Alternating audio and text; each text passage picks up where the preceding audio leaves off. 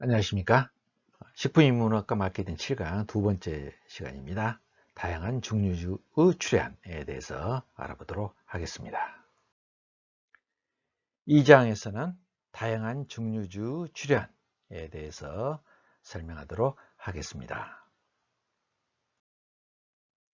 증류주는 종류가 굉장히 많습니다. 브랜디에 대해서는 저번 시간에 이야기했죠.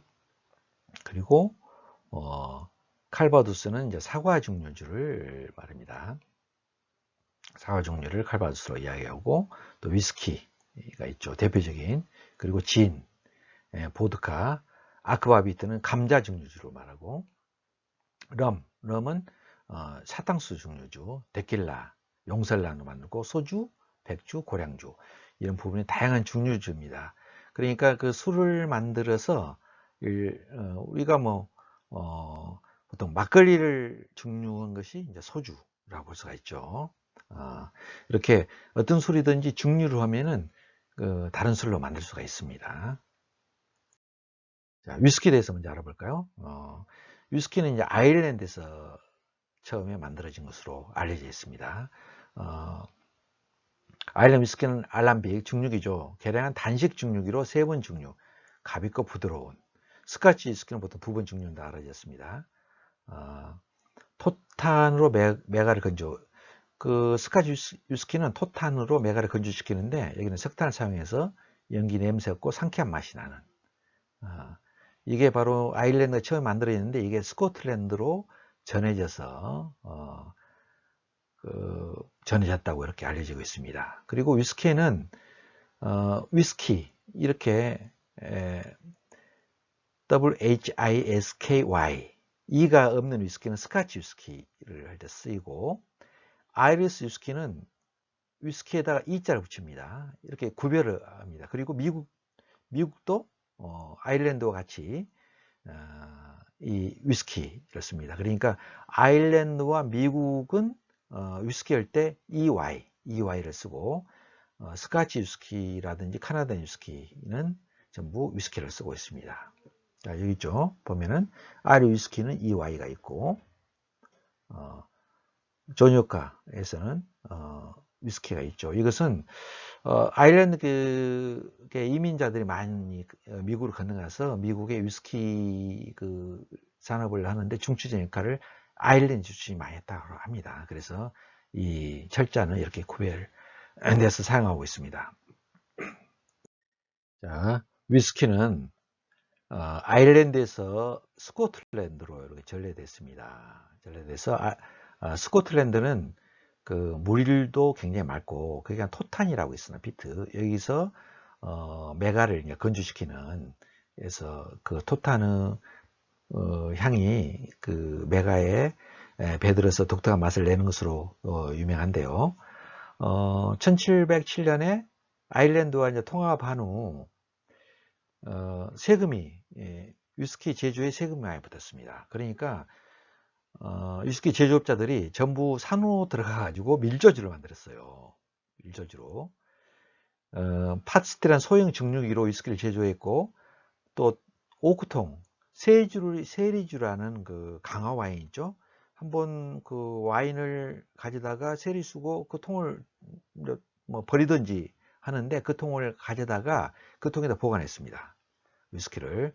근데 처음 위스키는 소주하고 큰 차이가 없었습니다. 그냥 맑은 술이었어요. 근데 동굴 같은 데다가 오크통에 나가지고 보관했는데, 오래되다 보니까 한 몇 년, 뭐 3, 4년 지난 통이 꺼내 보니까 거기 오크통에 있는 그 통에 배해 가지고 색깔이 이제 변한 거죠. 지금 나오는 위스키처럼 그런 그 호박색 그 술로 변한 겁니다. 그리고 맛도 보니까 굉장히 맛이 좋아졌어요. 순화해가지고 세주 냄새와 나무 향기가 배어서 독특한 풍미를 가져다 준 겁니다. 그래서는 와, 이게 이 오크통에다가 이게 넣으니까 맛이 더 좋아지는구나, 그것을 발견하게 됐어요. 그래서 지금은 좀 더 위스키가 이제 그런 식으로 되는데, 처음부터 그런 것이 아니라 밀조를 하다 보니까 오구통에다 오래 담고 깊숙이 넣었던 것을 나중에 발견하다 보니까 이런 현상을 발견하게 된 거죠. 그래서 그다음부터는 이제 오크통 숙성이라는 방법을 해가지고 뭐 12년짜리, 17년짜리, 뭐 30년짜리 그런 위스키가 나오게 된 겁니다. 그래서 밀조주를 문샤인, 뭐 달빛, 마운틴 듀 이렇게도 이제 불렀습니다. 위스키 제조 방법과 소주 제조 방법이 이제 비슷합니다. 그래서 노태우 대통령 때 그 영국을 방문했는데 대처 수상이 그 요구를 했어요. 소주 같은 세율이 굉장히 낮았어요. 30% 정도 했었고 위스키는 150% 정도 했습니다. 이거 불공정 거래다. 똑같은 비슷한 제조 방법으로 하는데 왜 이렇게 차등 세율을 적용하느냐 그래서 WTO에다 제소를 했습니다. 불공정 행위다. 그래서 지금은 위스키와 소주 세율이 같습니다. 두 개 그 후로.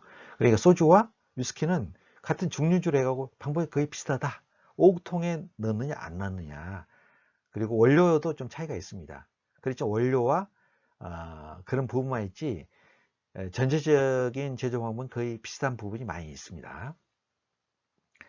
자, 그래서 그 후에 이제 합법화를 시켰습니다. 이게 계속 이렇게 밀조하는 사이에 넣어놓다 보니까 그래서 스코틀랜드 하일랜드 지역에 몰트 위스키 제소가 약 80개 정도 있었습니다. 그리고 산업혁명 이후에 위스키 수가 증가해 가지고 지금은 뭐 영국의 대표적인 그 상품으로 돼 있죠. 특히 1824년 글렌 리벳 지역에 조지 스미스가 정부 면허를 합법적으로 생산을 시작했는데 글렌 리벳이라는 위스키 그 브랜드가 있죠. 그때부터 이게 출발하게 된 것입니다. 자, 그 다음에는 리큐어에 대해서 말씀드리겠습니다. 리큐어 또는 리큐르라고도 하는데 이것은 증류주에 향료, 향초, 과실, 약초 이런 걸 가해서 각 독특한 풍미를 낸 술, 약용주, 강장제로 사용이 됩니다. 그래서 고대 그리스 히포크라테스는 와인에 약초를 녹인 것이 시초라는데 이때는 증류주가 아니었죠. 코미테 많은 학생들이 의약용으로 사용해야 되니까 이걸 좀 발랐느냐 아니면 뭐 그런 식으로 했는데 와인을 뭐 의약용으로 소독제로 쓴 것이 아니라 처방전으로 썼습니다. 그래서 소화불량 때문에 무슨 와인을 마셔라 이렇게 된 거죠. 성경에도 그 나온 와인을 마시면 건강을 위해서 와인을 마시라는 이야기도 나오듯이 뭐 마시는 거죠. 히포크라테스도 와인에 약초를 넣어가지고 그냥 처방약으로도 해줬습니다. 십자군 원정 때 증류기가 이제 도입되고 수도승이 야생초 허브를 알코올을 가해 불로장색, 비약, 엘릭사 제조에 도전하기도 했죠. 아까 엘릭사 연금술하고 관련돼 있어서 이게 이제 증류기가 도입되니까 여기다 여러 가지 약초를 넣어가지고 도전을 했던 거죠. 사실은 코카콜라도 처음에는 와인에다가 이게 코카오 콜라를 넣었어요. 이게 넣어가지고 판매를 했었습니다. 와인에다가 넣었는데 미국이 이제 금주법이 시대다 보니까 술에 넣을 수 없잖아요. 그러다 보니까 이제 탄산수에다 넣어가지고 이제 코카콜라가 된 것입니다. 자, 리큐어는 그래서 연금술과 강한 관계가 있습니다. 연금술과. 자, 메디치가로 퍼진 리큐어. 메디치가 피렌체 메디치가가 유명하죠. 뭐 메디치 이펙트라 말도 나오고 르네상스가 큰 역할을 했는데 메디치가에서 카테리나 데 메디치라는 그 사람이 프랑스로 시가서 앙리와 결혼해서 프랑스 왕비가 됐죠. 근데 이 당시만 하더라도 그러니까 1530년대 이때만 하더라도 이탈리아는 굉장히 그 선진 지역이었습니다. 문화적으로 통일은 안 됐지만은 선진 지역이었어요. 유럽에서 가장 그 문화가 발달된 지역이 이탈리아였습니다. 그래서 이때 많은 사람을 데리고 왔는데 프랑스 그 식사 매너도 이 카테리나 데 메디치가 가가지고 많이 이렇게 예법을 만들었다고 할까요? 그래서 뭐 화이트 와인은 생선, 고기는 레드 와인, 식구는 리큐어 이런 것도 되고 포크 나이프도 이때 이제 정착이 됐다고 말을 합니다. 그전에는 손으로도 많이 먹었다고 하죠. 그리고 또 하나는 리큐어의 걸자 포플러를 이때 이제 강장주의자 체험주로 해서 술이 또뭐 중국에서도 그런 말 나오잖아요. 황제들을 많이 마시는 정력주다 그런 게 있었는데 프랑스에서도 마찬가지로 리큐어를 이런 약초, 허브를 많이 넣어가지고 굉장히 강장주다 그렇게 해서 됐습니다. 지금 프랑스는 리큐어가 굉장히 그 전통이 살아 있어가지고 리큐어가 대국입니다. 다양한 리큐어가 나오고 있습니다. 자, 그 중에 리큐어 하나가 압생트라는 술도 있습니다. 압생트. 이건 고가 사랑했던 술인데, 화가들이 이제 녹색 요정이라 알려진 이런 술입니다. 많은 예술가들이 사용했는데, 뭐, 모파상, 베를렌, 고갱, 모네, 피카소, 헤밍웨이도 많이 사용했습니다. 이것은 향숙이라고 알려진 이게, 넣었는데, 뭐 15종류 허브, 근데 알코올 도수가 이제 굉장히 강해서 물로 희석해서 마시다 합니다. 근데 압생트 술 안에 투전의 성분 때문에 마시면 뭐 환각 작용이 있다.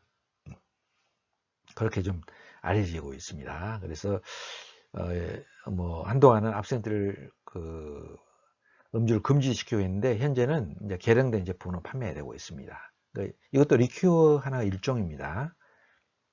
리큐어는 예술가들이 많이 사랑했는데 그림도 많이 남겨 있습니다. 이게 압생 술이야 초록 요정이라 해서 압생트를 마시고 있는 빈센트 반고 그래서 이런 그림도 있고 또 압생트를 마시는 사람 이런 초록 요정 마시면은 뭐 초록 요정이 나타난 것처럼 이렇게 보인다 해서 이런 그림도 있고 그렇습니다. 자, 다음에는 보드카입니다. 러시아에서 했는데 보드카는 물 보다에서 유래했습니다. 액체라는 뜻이죠. 그래서 원래는 밀, 보리, 감자였는데 증류한 다음에 자작나무 활성탄으로 역할을 합니다. 특징은 무색 무미한 술입니다. 그래서 우리나라 소주하고도 굉장히 비슷합니다. 소주. 그래서 뭐 코리안 보드카라고도 많이 흐르는데 우리도 소주도 증류한 다음에 활성탄으로 이제 여과를 하죠. 근데 보드카도 특히 이제 자작나무 활성탄으로 여과를 합니다. 1810년에 이반 스미르노프가 이 활성탄 여과법을 고안해가지고 무색 무취한 투명한 술을 만들었어요. 그 전에도 이렇게 하긴 했지만 여과 방법을 더 이제 정교하게 해서 만들어졌다는 거죠. 그래서 19세기 제정 러시아 재원의 30%가 보드카 주세였습니다. 그러니까 주세가 그만큼 국가 재정에 엄청난 영향을 많이 했다 이죠. 우리가 그 알코올 벨트에서 러시아를 비롯해서 그 지역은 보드카 지역이라고 이렇게 지도에서 보여졌죠. 러시아 재원의 30%가 보드카였으니까 굉장히 큰 부분을 차지하고 있었죠. 근데 러시아의 그 볼셰비키 혁명이 일어나잖아요. 그러니까 술을 너무 많이 마시니까 이것을 이제 판매 금지를 시켰어요. 그러니까 스미르노프 쪽이 파리를 망명으로 해서 보드카를 가고 이거 제조 미국과 캐나다에서 스미르노프 제조 판매권을 매입해서 지금은 이제 미국에서 스미르노프라는 보드카가 나오고 있죠. 원래는 러시아에서 출발했습니다만은 미국은 보드카 대량 소비국인데 왜냐하면 칵테일을 제일 많이 마시는 나라가 미국입니다. 미국은 참 이상한 게 다민족 다문화 국가잖아요. 미국이 멜팅 팟이라고 되어 습니까? 전부 세계 각지에서 사람이 와가지고 다양한 사람이 어울려서 살면서 멜팅 팟 다 녹아 있어 가지고 미국으로 다 녹아 있어 가지고 미국이란 그 국가를 형성하고 있는데, 칵테일도 여러 술을 가지고 독특한 그 술을 만드는데 칵테일이 제일 발달된 나라가 미국입니다. 그러니까 술 음주 방법도 여러 사람이 섞여 살듯이 미국도 칵테일을 많이 마시는데, 그 칵테일에 가장 많이 쓰이는 술이 보드카입니다. 왜냐하면 보드카는 특징이 무색, 무미, 무치 하는 술이에요. 그러다 보니까 다른 술과 조합을 잘 되죠. 본래 가지고 있는 그 무치, 무미한이 있기 때문에 다른 음, 다른 과즙이라 넣으면은 그것이 잘 살아있기 때문에 보드카가 칵테일 베이스로 많이 사용이 됩니다. 굉장히 위스키는 칵테일로는 잘 안 쓰이죠. 위스키는 독특한 향이 들어있잖아요. 그러면 다른 것하고 향이 있기 때문에 다른 것하고 섞이면은 조화를 내기가 굉장히 어려워요. 그러니까 위스키는 뭐 온더락스라든지 그냥 스트레이트로만 마시는데, 보드카는 그냥 스트레이트로 마시는 것보다 칵테일로 굉장히 많이 사용되고 있습니다. 자, 우리나라를 비롯한 동해에서는 이제 아락과 소주인데, 한번 설명한 적이 있었죠. 서아시아의 아락으로부터 전래되는데, 인도에 술이 들어와 가지고 지원스러운 아락이라고 하는데, 이 알코올 45도, 60도. 그리고 이슬람과 인도가 교육을 해서 인도에서 아락이라는 술이 들어오고, 이게 다시 몽골을 통해 가지고 한국까지 전해들었습니다. 고려 말에 우리나라는 소주가 들어와서 몽골 주둔지인 개성 안동, 제주에 몽골 주둔이 돼 있는데, 특히 개성 소주, 안동 소주가 그래서 지금도 유명하게 내려오고 있죠. 그 일본 중류주는 우리나라에서 전래되어 있지 않다, 일본 사람들은 그렇게 주장합니다. 태국에서 전래되는데, 그러니까 인도에 있는 아락이 태국으로 전래되고 태국에서 오키나와로 전래돼서 그 오키나와 소주가 아와모리라고 좁쌀로 만들어진 독한 술이 있는데, 이게 일본이 전파돼 가지고 일본 소주가 됐다, 그렇게 일본 사람들은 주장하고 합니다. 자, 중국에는 그러면 어땠느냐? 중국에는 한번 이야기한 적도 있죠. 이것도 수수를 바르기로 황주와 백주. 중국에는 술 구분을 황주와 백주로 구분하는데, 백주가 중류주입니다. 근데 이게 원나라 시대 때부터 등장을 합니다. 그래서 명대의 이시진 본초강무에는 예법이 있지 않아 원대로부터 법에서 창시한다, 이렇게 되어 있습니다. 그래서 일설에는 뭐 송대부터 중류주가 있었다. 왜냐하면 그 불사 영양을 만들어주니까 그런 뭐 여러 가지 끓이는 그런 게 있었는데, 이런 주장도 있지만은 그 일반화되지는 않았고 원나라부터 중류 방법이 도입됐다. 그래서 원대 칸을 위한 요리체에 보면은 소주를 아라길주로 기술했고, 인도 아쌈 지역에서 사천 운남을 거쳐 몽고 중국으로 전파됐다, 그렇게 이야기가 되고 있습니다. 그래서 지금도 운남은 수루 향기가 풍부히 떠돌아 사람을 혼미하게 한다. 그래서 명주 산지로 알려지고 있습니다. 이상으로 2장 다양한 증류주 출현에 대해서 이야기했습니다. 여러분 수고했습니다.